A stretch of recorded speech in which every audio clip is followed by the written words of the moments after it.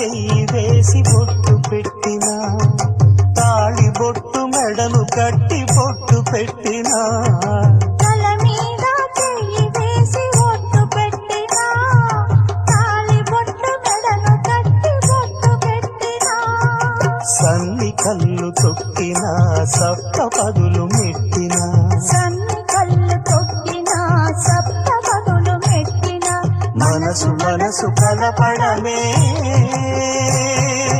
మంత్రం పరమా.